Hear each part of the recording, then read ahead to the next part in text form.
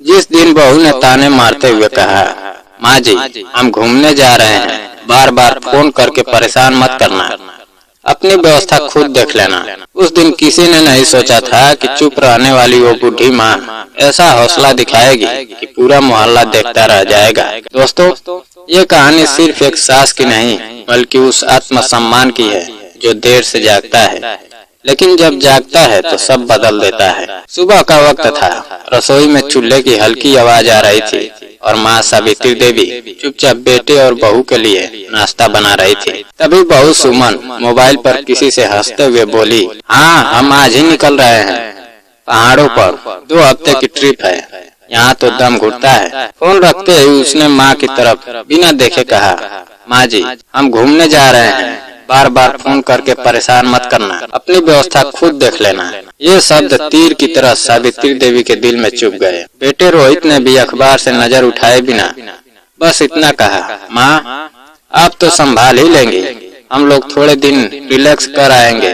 दोस्तों, उस पर सावित्री देवी के हाथ रुक गए, उनकी आंखों में हल्की नमी आई, पर उन्होंने कुछ नहीं कहा, बस मुस्कुरा कर बोली, ठीक है बेटा, ध्यान से जाना।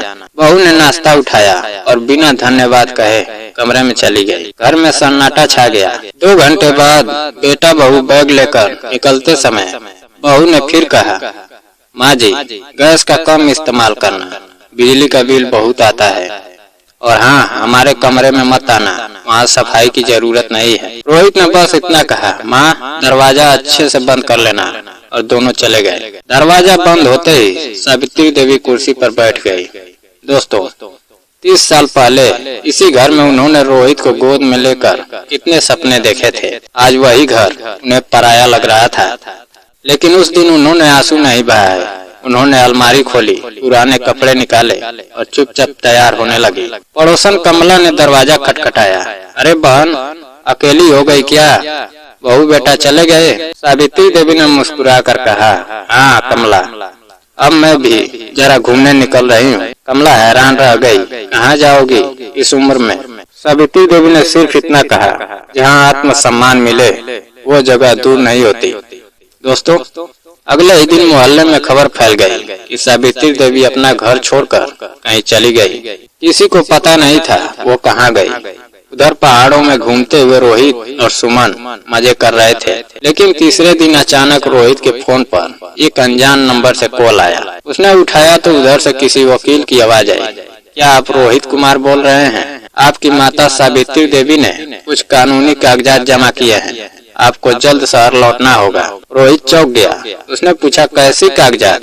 वकील ने कहा, बेहतर होगा आप आकर खुद देख ले। फोन कट गया। दोस्तों, उस रात रोहित और सुमन सो नहीं पाए।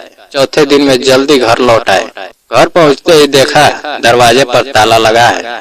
पड़ोसी इकट्ठा थे। कमला ने बताया, तुम्हारी माँ यहाँ से चली गई है और जाते समय कुछ कागजात वकील को देकर गई है। रोहित के पैरों तले जमीन खिसक गई। वह सीधे वकील के ऑफिस पहुंचा। वकील ने फाइल खोलकर कहा, आपकी माता ने अपनी सारी जमा पूंजी और इस घर की आधी हिस्सेदारी एक वृद्ध आश्रम के नाम कर दी है, और बाकी आधी हिस्सेदारी उन्होंने अपने नाम रखी है। साथ ही उन्होंने एक पत्र भी छोड़ा है। रोहित ने कांपते हाथों से पत्र खोला। उसमें लिखा था, बेटा जब तू छोटा था तो तेरी हर जरूरत मैंने बिना कहे पूरी की। आज जब मैं बूढ़ी हुई तो मुझे कहा गया कि अपनी व्यवस्था खुद देख लेना, इसलिए मैंने सच में अपनी व्यवस्था कर ली है। अब मैं उस जगह हूँ जहाँ मुझे बोझ नहीं सम्मान मिलता है। इस घर में अब तुम रह सकते हो, लेकिन याद रखना माँ का दिल किराए का नहीं होता। दोस्तों, ये पढ़ते ही रोहित की आंखों से आंसू बहने लगे। सुमन का चेहरा भी उतर गया। उसने धीरे से कहा, हमसे गलती हो गई। रोहित बोला, नहीं सुमन, हमने माँ को खो दिया। उसी वक्त वकील ने कहा, अगर आप चाहे तो उनसे मिल सकते हो, वो शहर के सबसे बड़े वृद्ध आश्रम में है। दोनों तुरंत वहाँ पहुँचे। वहाँ का नजारा देखकर वे चौंक गए। सावित्री देवी वहाँ सिर्फ रह नहीं रही थी, बल्कि पूरे वृद्ध आश्रम का प्रबंधन संभाल रही थी। बुजुर्ग उन्हें माँ कहकर बुला रहे थे। वे मुस्कुरा रही थी, चेहरे पर आत्मविश्वास था। दोस्तों, जो माँ कल तक घर के कोने में चुप रहती थी, आज दर्जनों लोगों का सहारा बनी खड़ी थी। रोहित उनके पास गया और फूट पड़ा, माँ मुझे माफ कर दो, हमसे बहुत बड़ी गलती हो गई। सावित्री देवी ने शांत स्वर में कहा, गलती तब होती है जब इंसान सीखता है। तुमने मुझे कमजोर समझा, लेकिन मैं टूटी नहीं, बस संभल गई। सुमन रोते हुए बोली, माँ जी, हमें एक मौका और दे दीजिए। सावित्री देवी ने कुछ पल सोचा, फिर बोली, मौका मैं दूंगी, लेकिन अब रिश्ते सम्मान से चलेंगे, दया से नहीं। अगर तुम सच में मुझे माँ मानते हो तो मुझे मेरे फैसलों के साथ स्वीकार करना होगा। दोस्तों, उस दिन रोहित और सुमन ने पहली बार माँ के पैर पकड़कर माफी मांगी और वादा किया कि अब कभी उन्हें अकेला महसूस नहीं होने देंगे। लेकिन कहानी यही खत्म नहीं होती। असली मोड़ तब आया जब सावित्री देवी ने मुस्कुरा कर कहा, मैं वापस घर जरूर आऊंगी, लेकिन उस घर में जहाँ मुझे रहने की इजाजत नहीं बल्कि सम्मान मिलेगा। और अगर ऐसा नहीं हुआ तो ये वृद्ध आश्रम ही मेरा असली घर रहेगा। दोस्तों, उस दिन एक बूढ़ी माँ ने सिर्फ अपना ठिकाना नहीं बदला, बल्कि अपने बेटे बहू की सोच बदल दी और मोहल्ले में ये कहानी फैल गई कि आत्मसम्मान की उम्र नहीं होती।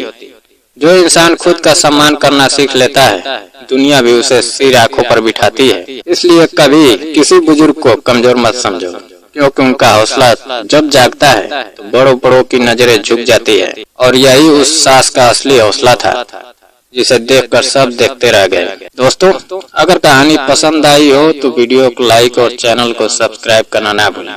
जय हिंद।